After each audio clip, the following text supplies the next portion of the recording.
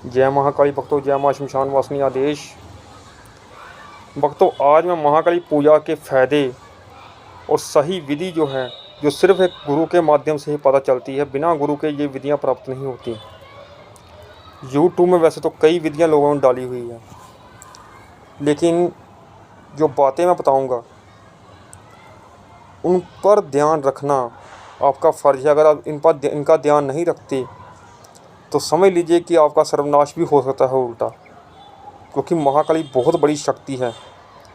इसकी स्थापना जब घर में की जाती है तो मंत्रों के द्वारा की जाती है, लेकिन सात्विक रूप से इनकी स्थापना करने की विधि बता रहा हूँ मैं आपको। महाकाली की फ़ोटो जो लाते हैं घर में, तस्वीर, अगर आप ग्रस्त जीवन में हैं तो जिसमें महाकाली हंसती हुई हो वो लेकर आनी है आपने, और गंगा जल आपने छींटा लगा लेना है गंगा जल का पहले जहाँ आपने तस्वीर रखनी है। और वो तस्वीर काले कपड़े पर नहीं होनी चाहिए, लाल कपड़े पर होनी चाहिए। अगर मैं किसी साधना में बताता हूँ कि आप काले कपड़े पर महाकाली की तस्वीर रखें पटले पर रख कर, तो वो साधना की बात अलग हो जाती है। क्योंकि कई साधना मैंने बताया है कि महाकाली को इस साधना में शराब का भोग देना है। उस वक्त आप शराब का भोग लगा सकते हैं, लेकिन वैसे ही आपने शराब का भोग कभी नहीं लगाना घर में पूजा करते वक्त, क्योंकि महाकाली पूजा में ऐसा भाव आदमी के अंदर जरूर आता है कि हम शराब का भोग या मांस का भोग लगाएं महाकाली को। ऐसा आपका मन करेगा करने को, लेकिन अगर आप ऐसा करते हैं बिना गुरु के तो समझ लीजिए कि आपका सर्वनाश होने को टाइम हो गया, समझ लीजिए।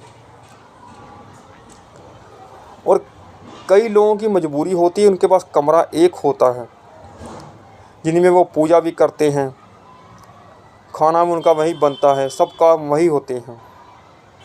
लेकिन चलो, ये मजबूरी तो आपकी है, लेकिन अगर आप वहाँ मांस बनाते हैं, शराब पीते हैं, ये आपकी मजबूरी नहीं है। अगर आप ऐसा करते हैं तो समझ लीजिएगा कि बहुत बड़ी मुसीबत में फंसने जा रहे हैं आप।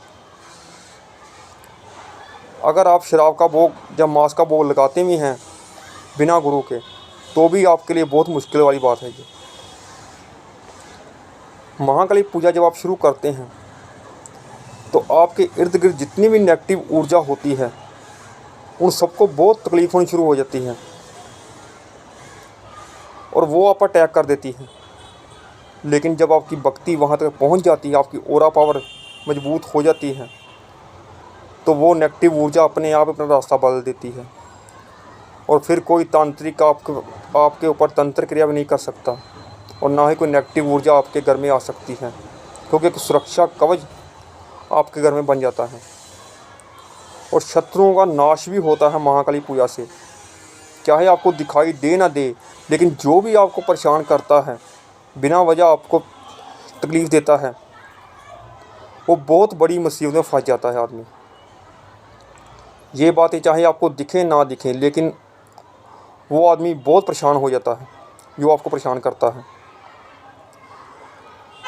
और शनिवार के दिन महाकाली का सबसे उत्तम भोग है 5 बतासे 2 लौंग, ये आपने अंग्यारी पर देने हैं।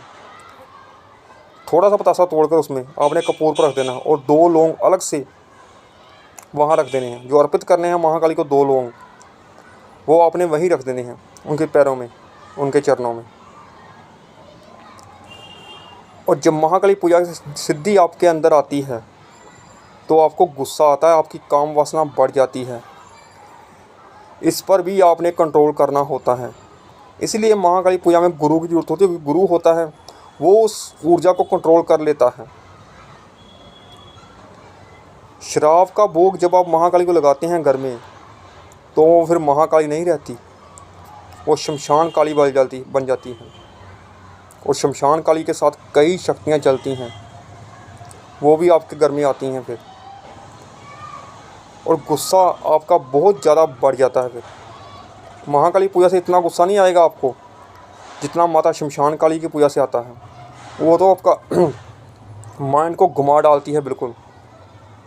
ये गलतियाँ आपने बिल्कुल नहीं करनी। जहाँ महाकाली की स्थापना की है आपने जिस कमरे में, वहाँ सफाई हमेशा रहनी चाहिए, वहाँ गंदगी नहीं फैलनी चाहिए। ये याद रखें। जो सबसे बड़ी बात में बताई है मैंने कि उस कमरे में अगर मांस बनाते हैं आप तो फिर आपका सर्वनाश होने को कोई नहीं बचा सकता। जय महाकाली।